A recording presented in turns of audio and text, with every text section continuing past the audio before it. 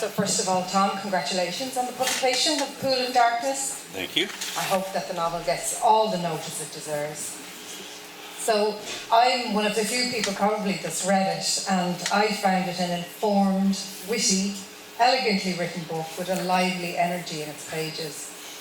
This novel, like all good stories, is a labour of obsession on Tom's part, and he brings all of his intelligence, graft and natural bonhomie to its pages. Tom tells me he's long had a fascination with Raymond Chandler, who is the focus of this novel. Tom told me, Chandler and I go back a long way. In fact, Tom and Ray go back to the day Tom was born, November the 1st, 1943, because that's the day Chandler's fourth novel, The Lady in the Lake, was published. Tom grew up in the era of film noir, but he wasn't allowed to go to dark crime movies like Double Indemnity or The Treasure of Sierra Madre, but like all creatives, he found what he wanted in books. Tom read Chandler's The Big Sleep for the first time when he was only 15, and he's told me it was like a window on the world, a peek behind the curtain. We don't tell children everything. We don't tell them how brutal and manipulative people can be. Raymond Chandler told me. By and by, Tom became interested in Chandler's life, the way writers and readers do, his Irish parents and his life in Waterford with his mother.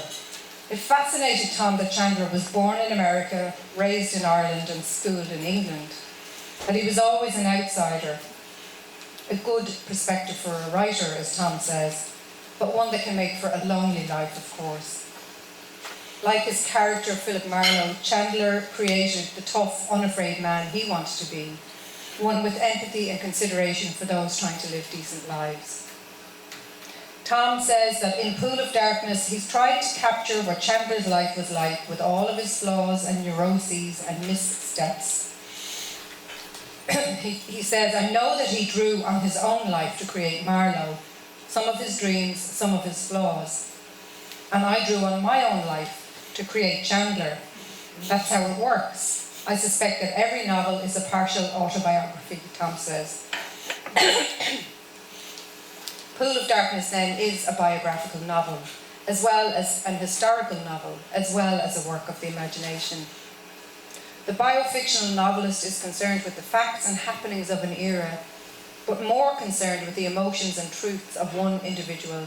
And for Tom, that individual is a flawed, misplaced man who ends up in Connemara in the company of such luminaries as Wittgenstein and Georgia Yeats. Fiction, every kind of fiction, is about troubles and how they're overcome, or not overcome, as the case may be. It's about how we as humans negotiate our problems, no matter if that negotiation is done then or way back in the past. So why does someone like Tom, a biographical novelist, feel the need to take real lives and make fiction of them?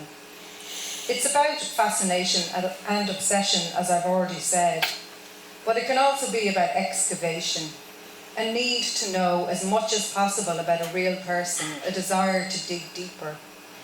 It is, as Colm Tóibín has it, the art of making the real more real. But most often I find this need to write about a historical figure is about love and respect. By writing about Ray Chandler, Tom was able to get uncannily close to him, to try to begin to understand this person more fully, but also to introduce him to the world in a way that he hasn't been presented before. Here, Tom honours Chandler by plunging into pools of darkness with him, but also by managing to come up streaming with light in this examination of the life of a man he admires. The beauty for the novelist who deals with real historical figures is that while staying faithful to what's known about someone, he also gets to invent where that's needed. He sticks to the facts but embroiders scenes as he imagines they might have played out. Here Tom has made unexpected connections, toyed with conjecture and what-ifs. So while building Chandler's life from the outside, he enables us to read his thoughts and to learn how he feels about various predicaments. We travel with him to Ireland, we meet an enigmatic Austrian philosopher, an occultist, and a half-drowned cat, among other things. Like most biofiction novelists, Tom is interested in the blur between biography, hagiography, story, and myth. In this novel, he humanizes Chandler, a modest but faulty individual, without idolizing him. He honors him as a rounded man, complete with eccentricities and good points and failings. Here he is a person, an exuberantly talented one, but a person like you and me nonetheless. I hope that this novel gets many fine reviews. It's a book where playfulness, setting, and intriguing conversation are doled out in even measure. The prose is lush, the humour tickles. I say this often, but I'll say it again because it's worth reiterating. Too often we as readers don't know what we're being sold. Put another way, the big, cash-rich publishers dominate many of our bookshops and the media so much that our attention is only directed towards a tiny few of the books that are published each year.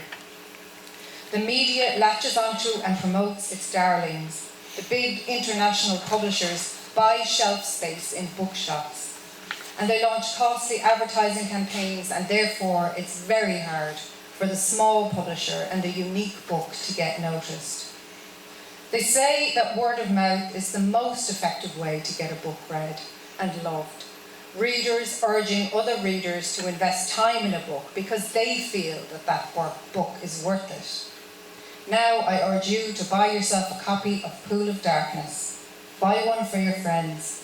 Talk about it wherever you go. Spread the word in person and online.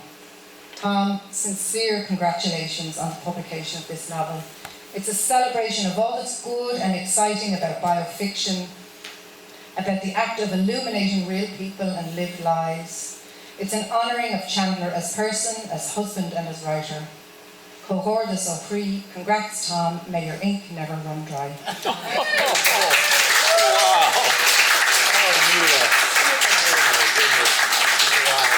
Thank you so much. Thank you. Congrats, well done. Oh my goodness. Oh. I'm a little nervous to say or read anything at this point. That's quite an introduction to live up to. Thank you so much, Nuala O'Connor. Do you have a copy of the book? Yeah, this is it. There are lots of copies over there, and yeah, you're all very welcome to pick one up here before you leave. I also brought along 2 copies for people who may have a further interest in the life of Raymond Chandler. One is the annotated Big Sleep. The Big Sleep was his first full-length novel with Philip Marlowe, published in 1939, and it has been annotated with a fascinating background on the growth of America, American culture, politics, and so forth of the era. It makes it twice or 3 times as interesting as it is on its own, and that's really saying something. The other source that I used in developing my story is a book called The Long Embrace by Judith Freeman. She teaches film out in California. She tracked down all the 39 residences that Raymond Chandler and his wife lived in during their marriage. 39 is a big number, and sometimes they moved twice a year. It was a manifestation of neurosis, to say the least, but it was also, the other interesting part of that to me is that his wife was 18 years older than him. Raymond Chandler married a woman who was literally old enough to be his mother, but their relationship, very special and very deep, and Ray and Sissy are unforgettable. So I urge you to look into these as well, and I have enjoyed them thoroughly.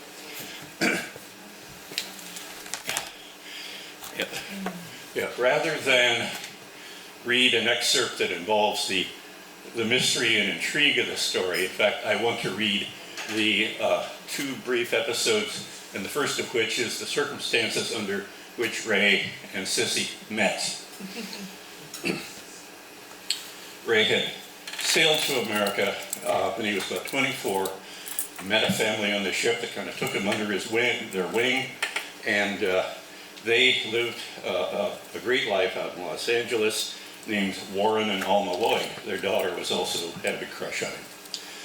Warren and Alma Lloyd held soirees on Friday evenings, and they invited me to join them. Their roomy house on South Bonnie Brae drew a witty crowd of well-educated and well-heeled Angelinos who sang and danced and listened with attention when Alma recited her poetry. Even as tongue-tied as I was, I found myself discussing Isis Unveiled and fooling around over a Ouija board with a room full of well-mannered strangers. Estelle, the daughter, would serve canapes and touch my shoulder lightly whenever I struggled to learn Russian whist, and every Friday, Warren would challenge me to a chess game and beat me to a pulp. It was on one of those evenings that I looked up from the chessboard and saw a gorgeous woman dancing. She was dancing alone, swaying with a sleepy energy, tilting her head back to accent her lovely long neck and throat. At the piano, a starchy old buzzard in a black suit was playing a haunting melody that I'd never heard before. I'd just beaten Warren Lloyd at chess for the first time. I'd lured him into a trap with a queen sacrifice, and I was buzzing with adrenaline. I stood up and bowed to the dancing woman, just a notch. She looked at me with humorous, luminous, teasing eyes, and I started dancing with her. Separately, but in perfect harmony, we swayed and spun in an improvised arm's-length waltz. We challenged each other with our glances. Can you follow this? You bet I can. Can you do this? Just watch me. It was only when the music reached its elegant, inevitable conclusion that we touched fingers. After that, I never looked back.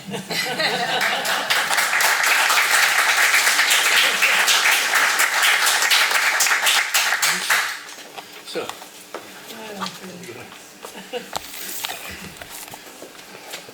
Do you have another mic? I don't. We just have this. Yeah, that's fine. Sorry. Okay, I'm just going to ask Tom a couple of questions about the writing of the novel, really, because I think there's a room full of writers here, and that's what we're interested in, the juice. So I suppose initial spark, obviously you've been a Chandler fan for a long time, etc., but it's another thing then to take on the life. So what was the moment where you kind of said, okay, I'm going to do this, I'm going to bring him to Ireland and I'm going to write this novel?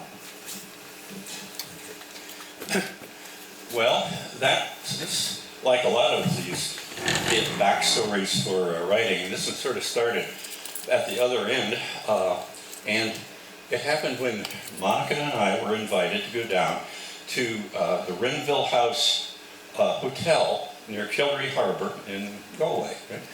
And friends down there, and we found out that close to Renville Harbor there's a town, not even a town, just a place called Rossrow. And that is a place where Ludwig Wittgenstein, the German philosopher, spent 4 months in the summer in 1948.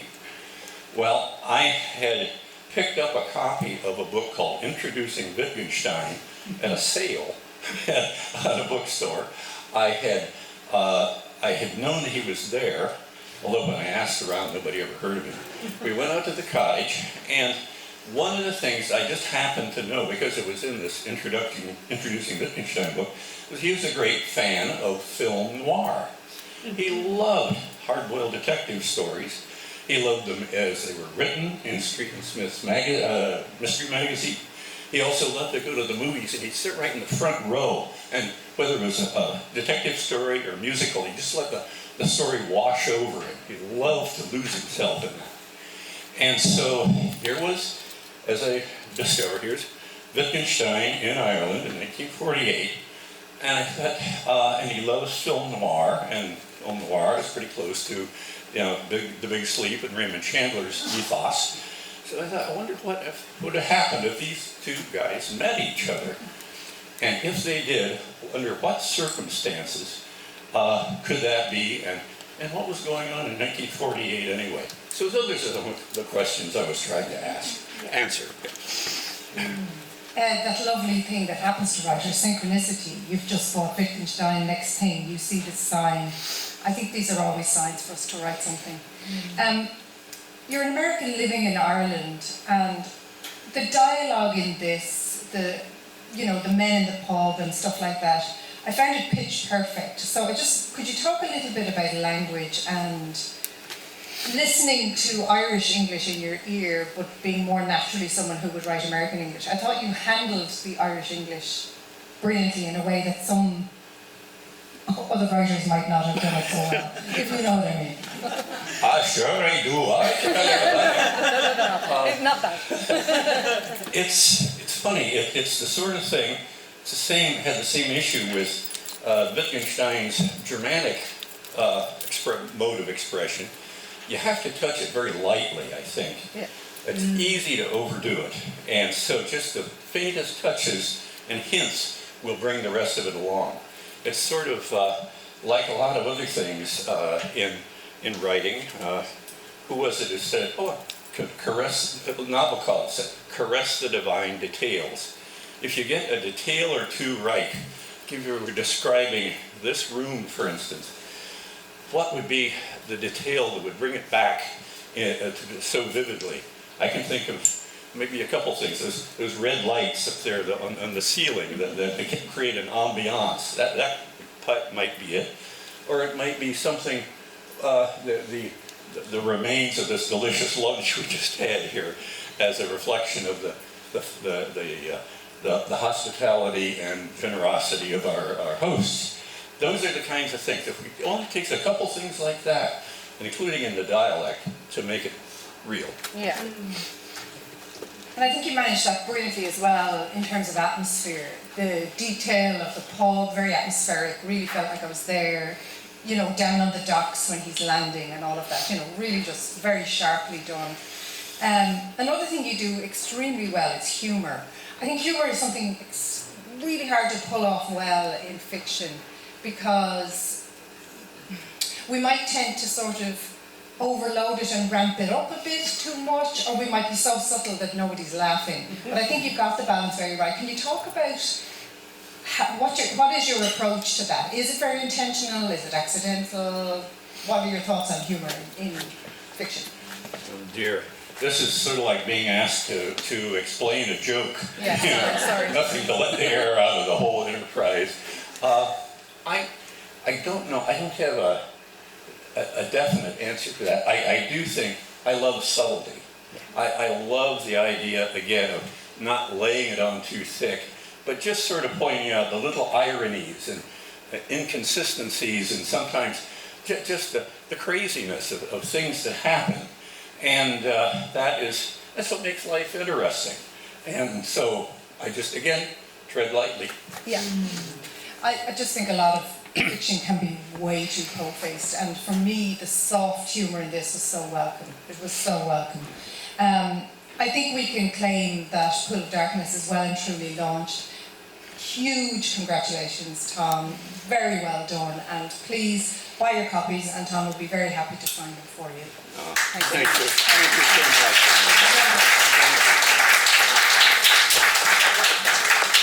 I'd just like to put my host hat back on for a minute and acknowledge that Phil Herbert and Mary Rose Callahan are here.